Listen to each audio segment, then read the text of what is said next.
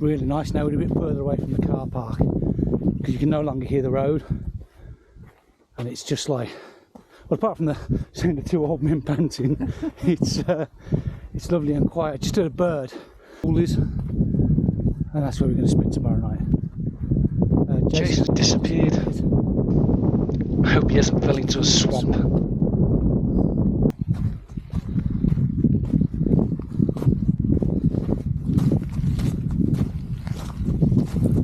It's been a fairly okay hike. I wouldn't say it's particularly taxing to get here. So we've been following the Pennine Way path. It's a sandy, stony path. It's fairly straightforward, fairly easy. The marked route to the bomber now does go off to the route behind me up there, so I'm not sure if it's going to get a little bit easier, a little bit harder. So it might get a little bit more technical here. It just looks like a PT path, nice and soft underfoot.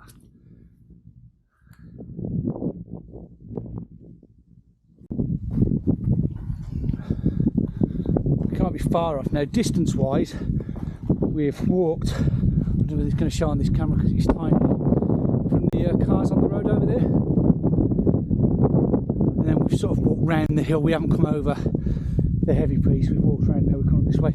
I don't think we can be that far now. I had it marked out at around about 1.7 miles, and we're at 1.7 miles now. So fully expecting to sort of come across the ruins any second now.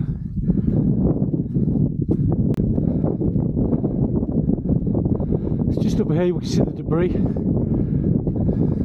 from the bomber crash.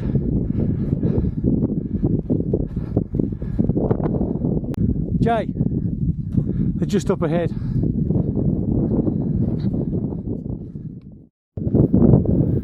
Good evening. It's quite possibly one of the most poignant campsites Jay and I have ever been to. This bomber went down in 1948, killing all the people on board. The crash site has just been left pretty much as it was. A couple of engines behind me just there. This is the Bleaklow bomber. It was a US Air Force Boeing B29 Superfortress, and it crashed just here at Bleaklow in the Peak District. That was in 1948. It wasn't really a bomber, it was a reconnaissance aircraft, so it had been modified to carry cameras. It was called the Overexposed. It got that name from flights it did over Bikini Atoll when the Americans were testing their nuclear weapons there. Basically they got lost in low cloud, poor visibility, and started to descend too early. They clipped the higher shelf stones, which is where Jason and I are going to go and spend the night, so we're just going to move over there in a short while, find a flat spot, and then crashed here, and that's the wreckage you see around us. It's going to Burton Wood, which is near Warrington. There were 13 people on board in total. There was 2 passengers and 11 crew. It was part of the 16th Photographic Reconnaissance Squadron, 91st Reconnaissance Group. That was the 311th Air Division in the Strategic Air Command of the US Air Force. It had the name Overexposed after it was flown in July 1946 by the 509th Composite Group during Operation Crossroads to photograph nuclear testing at Bikini Atoll, including the dropping of an atomic bomb by another B29 Superfortress called Dave's Dream. It crashed here at higher shelf stones on the Bleaklow moorland plateau near Glossop on the 3rd of November 1948. It's on a routine daytime flight with 2 other aircraft. They left RAF Scranton near Lincoln at around 10:15, and they was heading towards the Air Force Base at Burton Wood near Warrington. They were flying by instruments because the area was covered in low cloud. Based on the flight time, the crew believed it had passed the hills and began to descend. At about 11 o'clock, the aircraft hit the ground just 300 metres northeast of the summit of higher shelf stones. All 11 crew and both the military passengers died in the crash. So there's 4 engines. They're duplex cyclone engines. There's sections of wing here, sections of fuselage. This is some undercarriage. Here's the memorial that was erected in 1988. That was done by RAF Finningley. It says, here lies the wreckage of the B29 Superfortress Overexposed of the 16th Photographic Reconnaissance Squadron USAF, which tragically crashed whilst descending through cloud on the 3rd of November 1948. We've moved a good way away to set up the camp. Simple reason. Even if we tried to pitch there, there's a good chance you get your sleep mat punctured by a little bit of metal. They're literally lying all over the floor. Which is good, it means people aren't taking it away.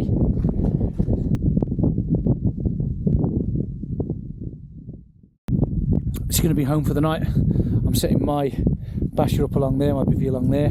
Jason's going to set his up along this section here. Wind's coming down from the top, so any rain that comes in, I want to make sure the basher's sort of sheltering that area there. The crash site is about 80 metres behind us over there. I'm going to go and do some more filming in just a second.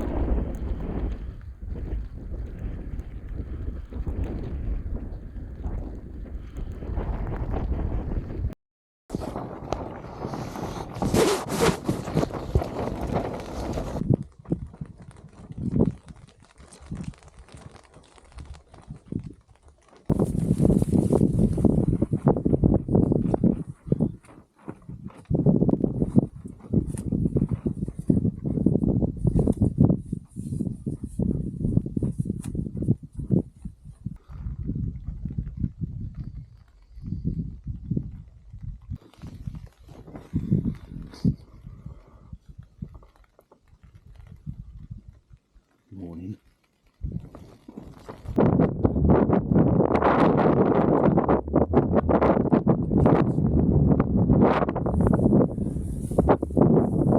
So, just a quick word of warning when you're out in places like this. So we were just up on the hill up there. That's where we spent the night. Now yesterday I did a little wrecking. I came down this way towards that bit of debris there because looking for we're taking a different route out to the way we came in.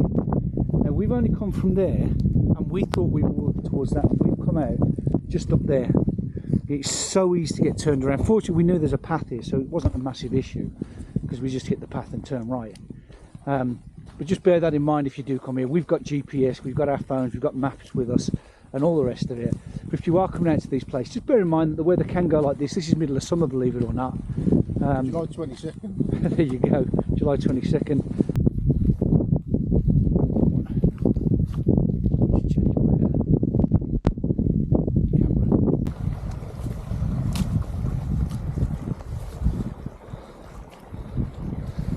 This is a bit slippery around here. Sticks out just to help it steady and hopefully stop us from going splash.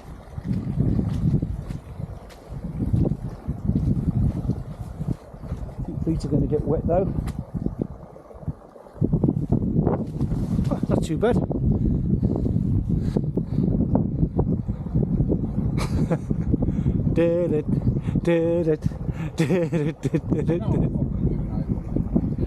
Well, just don't. Positive mental attitude, Jay. I bet this was bone dry yesterday. Which way did you go? I stepped onto the reeds around about there, they're fairly firm, and then just hopped across to this bit.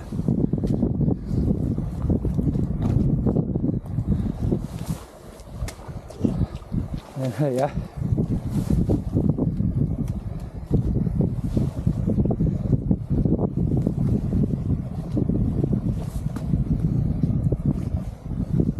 Well, we need to go up there, so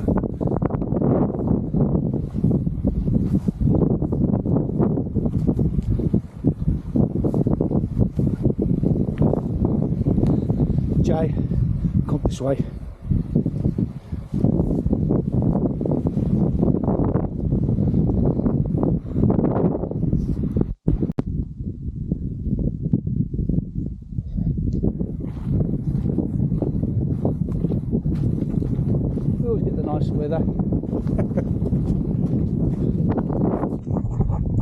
high.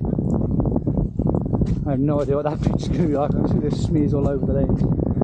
There's a path there we could have followed, Jay. Looks like it would have been a little bit easier.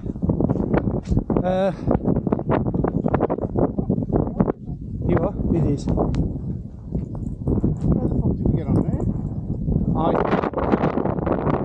We're going back a different route. Oh. I think that's...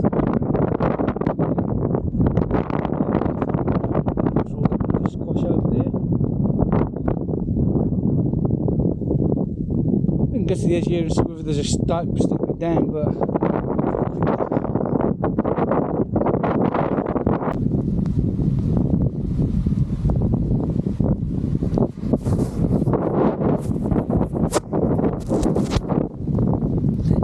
just grind up.